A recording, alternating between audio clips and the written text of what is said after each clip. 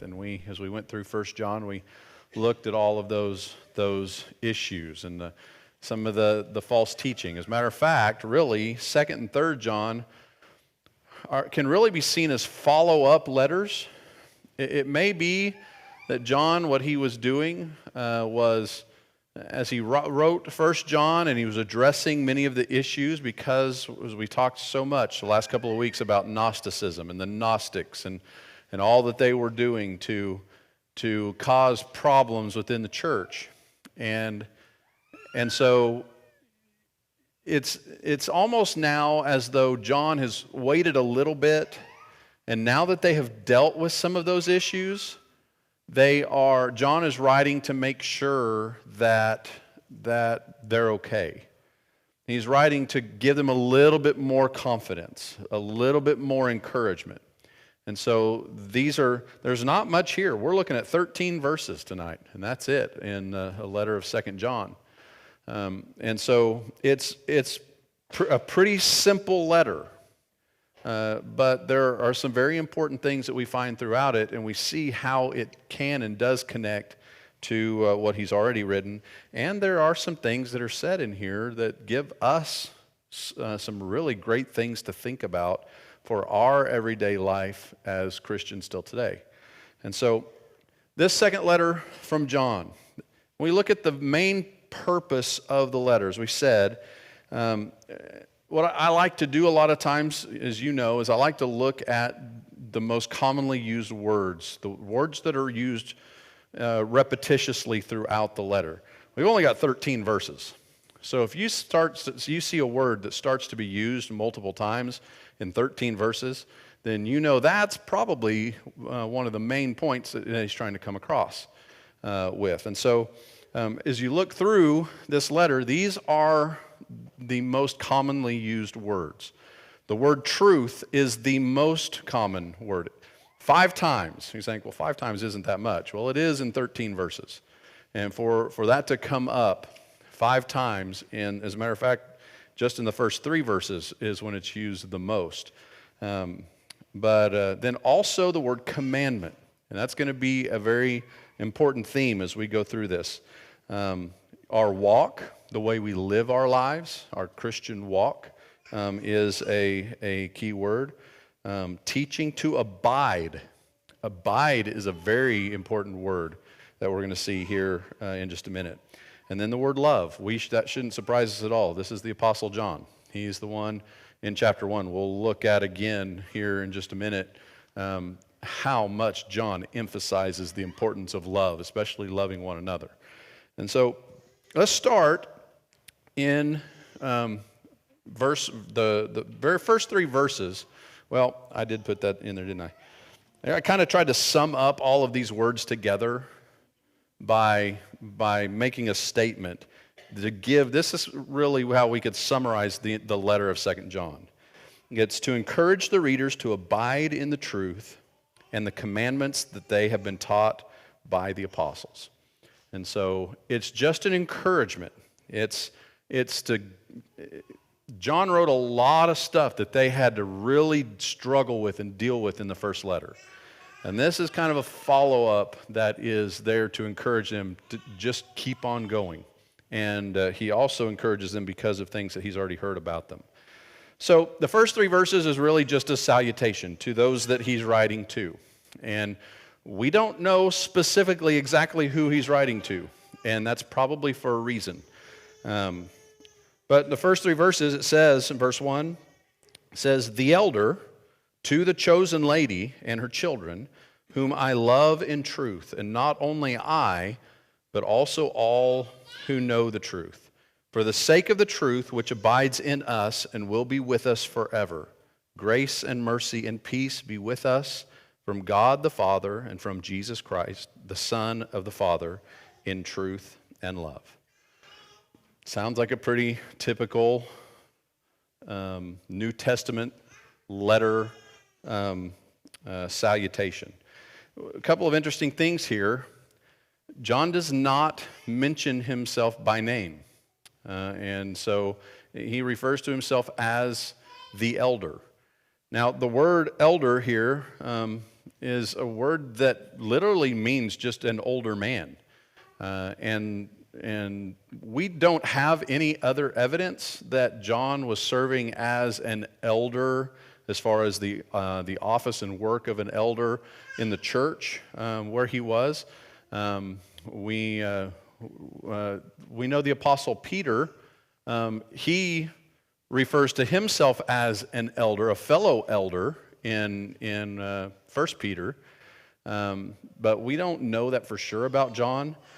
John, remember, is writing this probably sometime late 90s AD. It's believed by many that it was after he was released from the island of Patmos.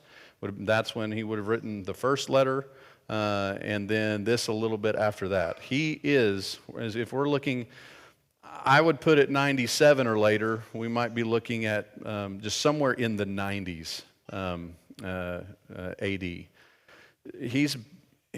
We don't know how old he was when he met Jesus. He met Jesus, we know, in about 26, 27 AD.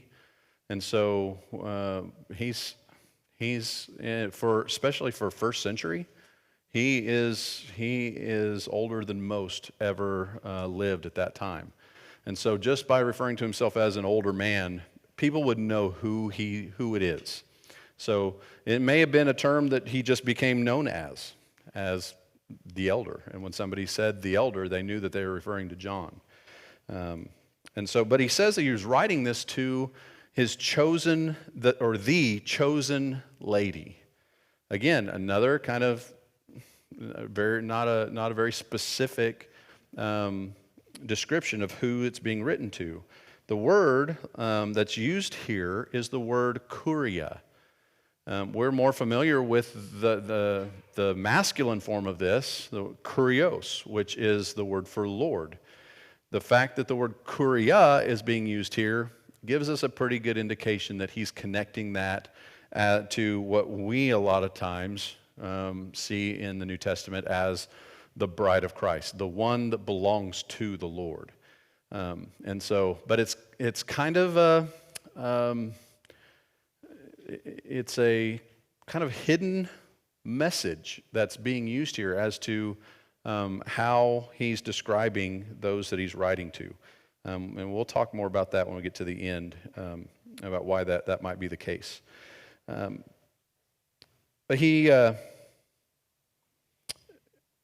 the end of verse 1, he says, but also all who know the truth. So he's writing from himself, but this is also coming from others who all know the truth as well. So it's almost as though John is saying, myself and the church where I am sending this to you where you are. The word church is never used. It's a very, very, I'm looking for a word. It's kind of a hidden message that's being given, masked, what he's saying here. In verse 2, though, notice the emphasis remains on truth. In verse 1, he uses the word truth twice. Those who I love in truth, all those who know the truth. In verse 2, for the sake of the truth, which abides in us and will be with us forever. John is emphasizing, we said, this is the word that is used more times than any other in this letter. And so he is emphasizing the idea of truth. Remember the first letter with the Gnosticism going on, that they claim to have a higher knowledge. And John emphasized, you know the truth. You know what God gave us. And so in this second letter, he immediately starts off by emphasizing, you are the ones that know the truth. And so it's encouragement again for them. But this is one of the greatest confidence boosters that we have as Christians, is what John says here. Because at the end of verse 2, he says, it's the truth that will be with us forever. That, knowing the truth will always last forever. It's all of these other teachings, all of the things that John has dealt with, things that he's already written to them about in the past, all of those things are going to fade away. We know that the truth is going to last forever. And so, and again, in some of the situations that these Christians were dealing with, they were struggling with persecution, and not only from these false teachers, but also from now the Roman Empire. And so it might not look like the truth is going to last forever. And so it's another boost of confidence of knowing that it really is. Verse 3, he mentions the three great blessings that anyone who abides in the truth obtains and receives. And that's grace and mercy and peace. Sounds very, very similar to the way that the Apostle Paul opens his letters. But again, it's a reminder. We can't just, and when I read through letters like this, a lot of times I'll get to verse 3, grace, mercy, and peace be with us from God the Father and Jesus Christ, the Son of the Father, in truth and love. Nice little salutation. And we forget that every single word that is put there for a reason. It's there as a reminder to help them to remember the grace that you've been given. Remember that God was merciful over you. And remember the peace that you have because of that. And so everything is there. It's not just a cliche line to put in at the beginning of a letter. It's given with meaning. And so it's, again, just another reminder for them. These are blessings that he says come directly from God and from his Son. And so, again, what they're dealing with, they may be at a point in their life they need to be reminded of that these blessings that you have, they're yours, and they come directly from God. These are blessings that come from him. Don't forget it. Verse 4 by itself is a commendation. John also does here kind of what we see the Apostle Paul do a lot of times, where Paul will begin by complimenting them and talking about great things that they're doing. And that's what John does here in verse 4. He says, I was very glad to find some of your children walking in truth, just as we have received commandment to do from the Father. And so he starts off here in this verse. This verse really, this begins to describe the two main reasons why he's writing this letter. And so within this, first of all, is going to be talking about, from verses 4 through 6, John's going to focus on the fellowship of those believers, those children of God that are there. And he's commending them as brethren, as children of God. But then also, from verses 7 through 11, we're going to see John also begin to talk to them about the influence that some of these deceivers, these false teachers, are continuing to have. So we begin to see how it connects back to the first letter that John wrote. But John says here he was encouraged to see how many were walking in truth. Why were they still walking in truth? Because of their faith, because they trusted the commandment of God, he said. Just as we received commandment to do from the Father, to walk in truth. And so God gave a command to do something, to live their life a certain way. And in the first century, that was not going to be an easy way to live. But they did it anyway. Why? Because God commanded it. In a sense, it's a way of because God said so. Because I said so, as parents. Sometimes you do it even when you don't understand it. Why are you wanting us to do this way, when there are these physical repercussions that we could be facing if we are living that way? And John is commending them and saying, I am so glad to hear that you are walking in truth. And you're doing it not because it feels good, not because you absolutely want to do it out of your own desire. You're doing it because you understand the commandment of God. It's a command from God, and it's not going to be questioned. And so this really, just in that one simple verse, is a message that John gives for all of us, that truth is never given to us to mess around with. Truth is never, the truth of God's word, what he has commanded, we have absolutely no right and authority to manipulate it and change it and make it fit the way we want it to fit. We do what God says because he said it. And he has the track record for me to trust him. I can go back through all of history and I can see all that God has done and every promise that he has kept and everything that he has said that would happen that did happen. And I can see how even in the most difficult times, God was always there, and his plan was always what was working. And so I have the perfect track record that God has left before me, that even if I don't understand it, even if I might not initially want to do it, I know I can trust it because God commanded it. Because I know that he will have my best in his mind all the time. So he goes from that, he encourages them.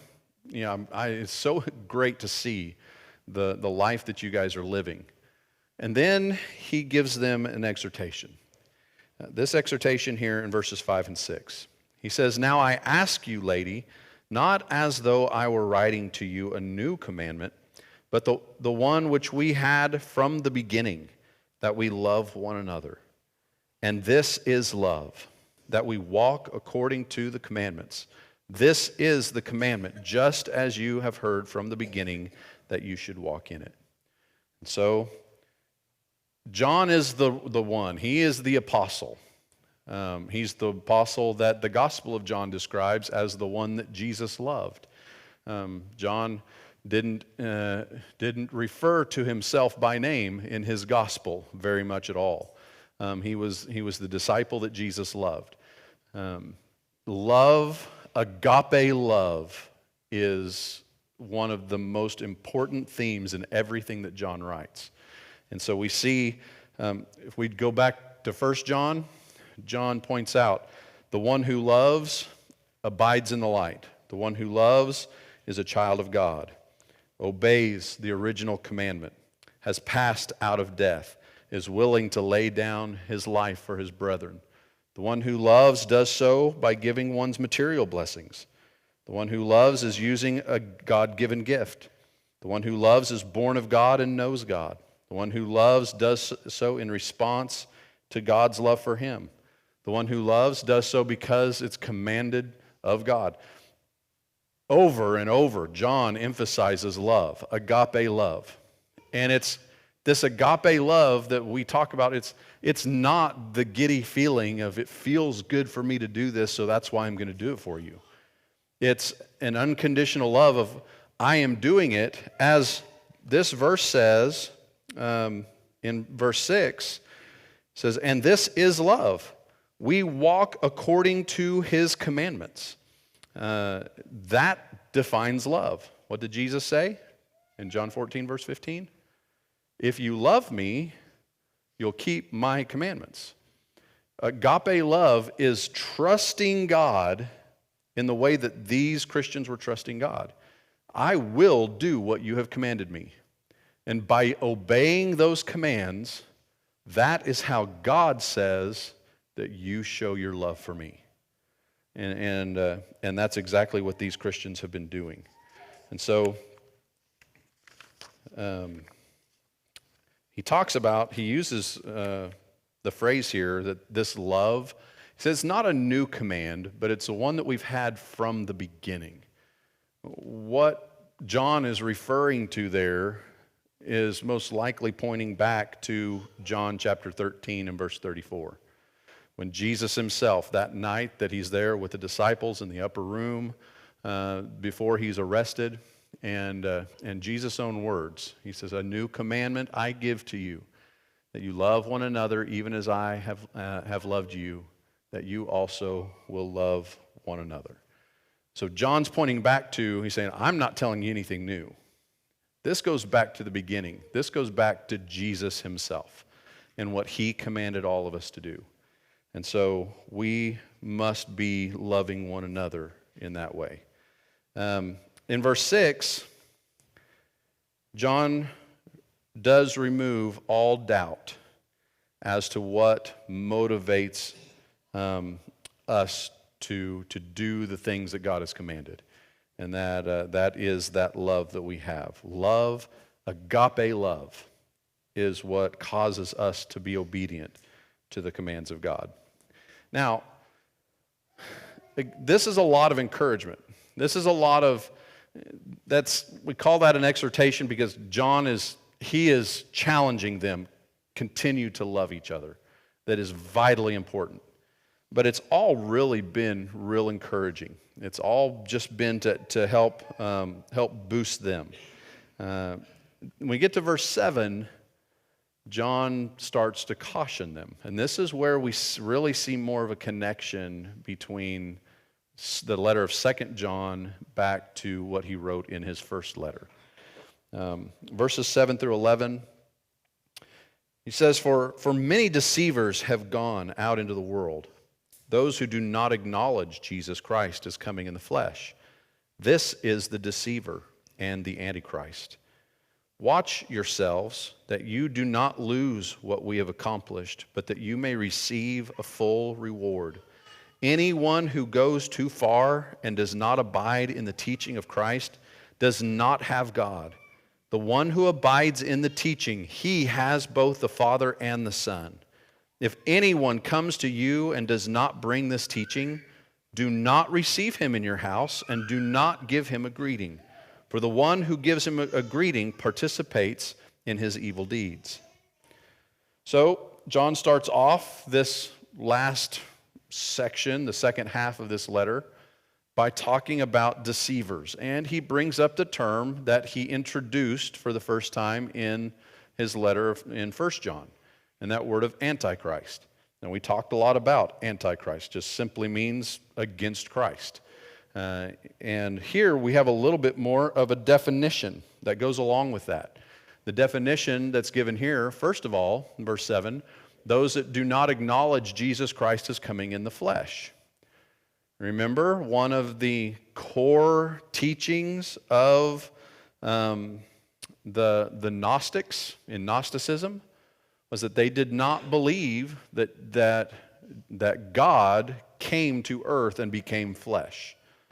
They believed that Jesus was just a man and that God used him and placed his presence upon him while he was here, but they did not believe that God could be flesh because they believed there's such a difference in flesh and spirit that God could not possibly become flesh.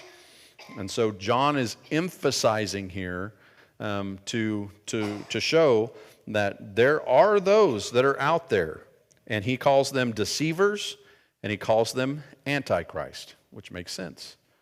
They are opposed. They are against the true teaching of Jesus Christ because they did not believe that Jesus came in the flesh as God being in the flesh. And so we say this is still, John is still reminding them. He's still trying to encourage them to not allow this teaching to affect them. Because you can imagine after John's first letter got to them, and even if they did begin to turn toward those Gnostic teachers and say, you've got to either repent and change or leave, that I can't imagine the Gnostic teachers going, oh, okay, and turning around and walking out. You know there was a battle. You know there was going to be some kind of conflict that was going to take place. And so That's why I believe 2nd and 3rd John are really letters that are being sent a little bit afterwards to be a little morale boost, to say, keep it up. I see that you have been walking in the truth, and I'm glad to see that. But don't forget, they are deceivers, and they are against Christ. And so don't forget it. And so he continues to remind them. And then he also, in verse 7, he says, there have been many that have gone out into the world. There already were a bunch of antichrists. There were many of these deceivers and antichrists who had gone out, and they were preaching these false things. And so, again, it just emphasizes again, if you're talking with people that are they're looking at the idea of the Antichrist being someone that's going to arise sometime in the future, in the end times, and all of that, then you need to take them first to 1 John, and then you can bring them to 2 John, and you can see, how does God define this? God defines this in a completely different way. And it's the only place that the word is even used in all of Scripture, is what John writes in 1 John, 2 John. And so God gives us his definition of what that means. Man has twisted it. Man has distorted it. And that's not at all what it's referring to. So in verse 8, John gives 2 reasons to watch out. The first reason that he gives, he says that you might not lose what we have accomplished. He already told them, I'm glad to find that you're walking in the truth. You have come so far. You have been so strong. You have been so faithful. You're walking the walk the way that it needs to be done. And if you allow these deceivers to take over, you're risking everything, all the effort and everything that you've put in to getting your mind and your life right with God. And so don't lose what you've worked so hard at. And then the second thing that he adds to the end of that is, and so that you may receive the full reward. This, again, here's a passage. You can write OSAS in the margin. It's a passage that shows, why would John write something like this? Why would this be necessary if the idea of once saved, always saved was a possibility? Once I've been saved, there's nothing that can happen, nothing that I can do to lose my salvation, to lose that reward. Why would John, what other possible reason would John write something like this if that was the case? And so this is one of many, many, many passages in the New Testament that helps us to see that there is a danger, there is a risk. I can lose my salvation. I can fall from the faith. And again, those are all terms and descriptions that are used throughout the New Testament.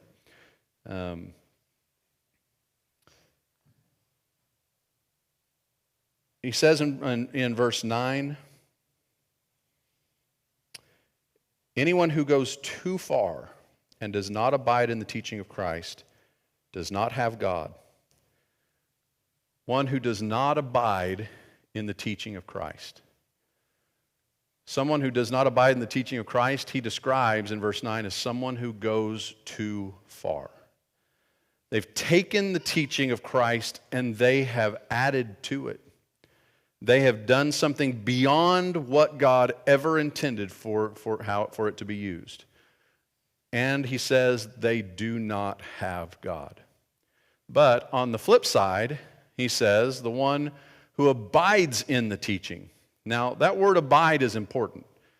The word abide is the one who dwells in the teaching. What teaching? That Christ did come, that Christ did come in the flesh. That's the teaching that's in discussion here.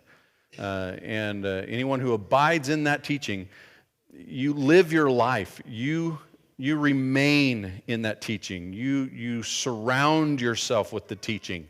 And continue to live your life following and believing that.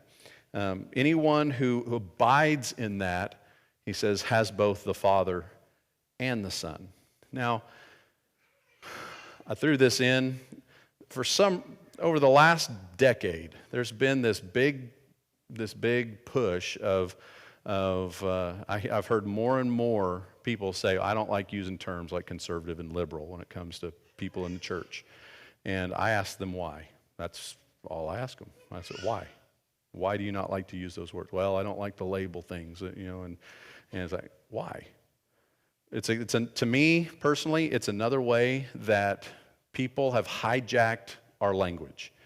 Because conservative simply means to conserve what was originally there. That's what it means. Whether it's politically or it's religiously or anything. Conservative means I want to conserve what was originally given. Liberal is one who is more free to do more with what was given. Exactly what John's talking about here in this letter. The one who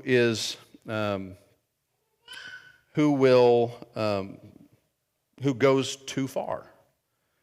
They take what was originally given and they go beyond that. They go too far. That's liberal, whether it's political or it's religious or that's the definition of the word. It's a very simple definition of it. And so for some reason, I think more in a politically correct world that we live in, people are afraid to be using terminology and things like that. If anybody asks, I am a conservative Christian. I really want to conserve the original intent of what God gave us in Scripture. And I'm not bashful about it at all.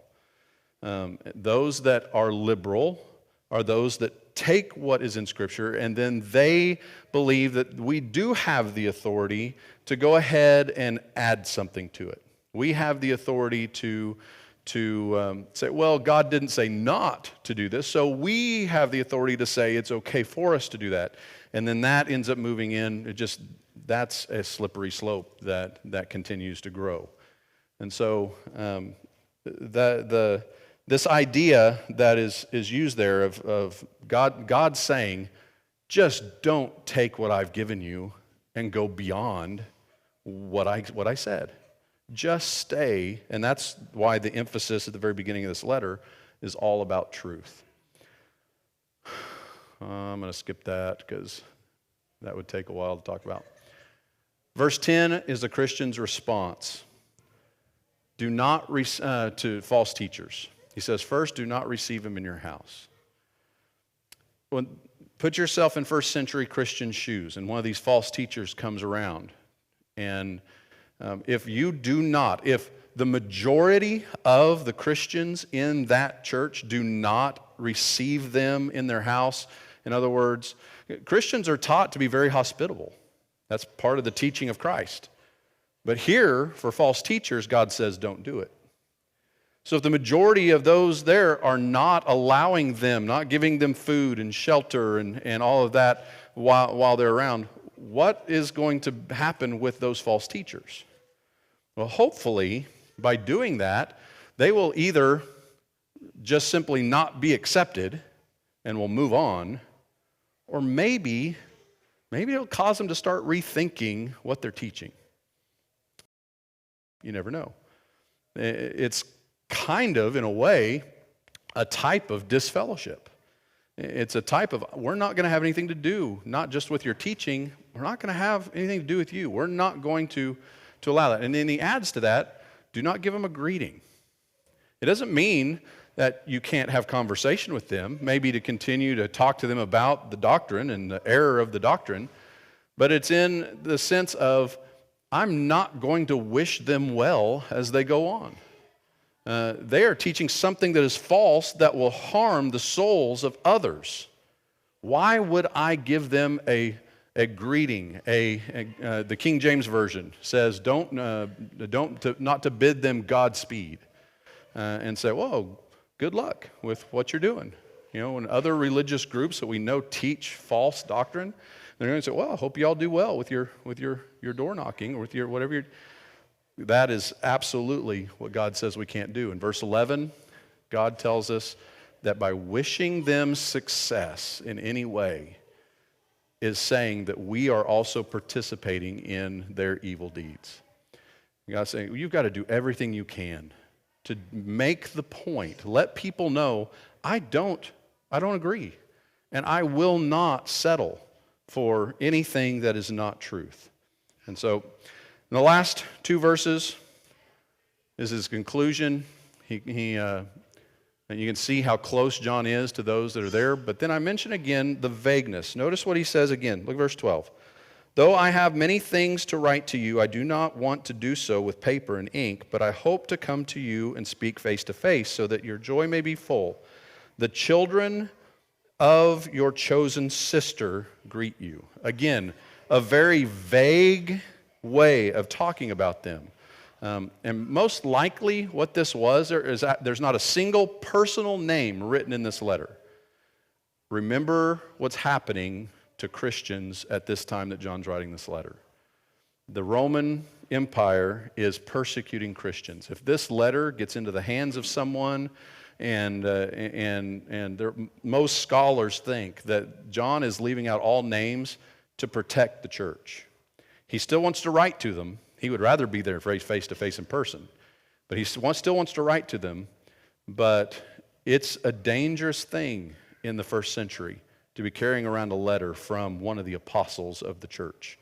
And to be labeled as a group of people that were following Christ.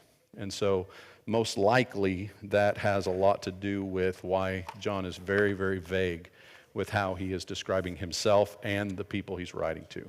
And so, again, if you can try to put yourself in their shoes and what they're going through, then it really helps you to be able to see a little bit more of why some of the things are said that are said. Even in a very simple 13-verse book, there's a lot that's still packed into it that we're able to gain from. And so, Sunday morning, another short book. We'll be looking at the letter of 3 John.